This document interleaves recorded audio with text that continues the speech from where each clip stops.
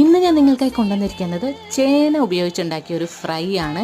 നമ്മുടെ fish fry ഒക്കെ പോലെ ഉണ്ടാവും. എങ്ങനെ ഉണ്ടാക്കാമെന്ന് നോക്കാം. അപ്പോൾ ഇതിനായിട്ട് ആദ്യം നമ്മൾ കയ്യിൽ നന്നായിട്ടൊന്ന് എണ്ണയൊക്കെ പുരട്ടിയതിന് ശേഷം ചേന ഇതുപോലെ പീൽ ചെയ്തെടുക്കണം. എന്നിട്ട് ഒന്ന് കഴുകിയതിന് ശേഷം നന്നായിട്ട് തിക്ക് പീസസിൽ നമുക്കിത് കട്ട് ചെയ്തെടുക്കാം.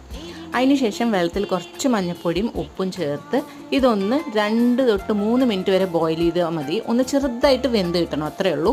ഒരുപാട് വേവിക്കരുത്, മാഷായി പോവും.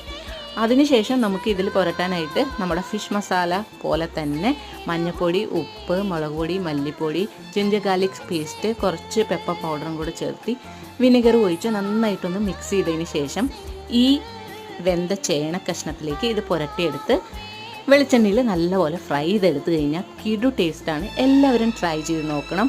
അപ്പോൾ വീണ്ടും കാണുന്നവരെ keep following Sush cooks for more such recipes and videos and have a good day.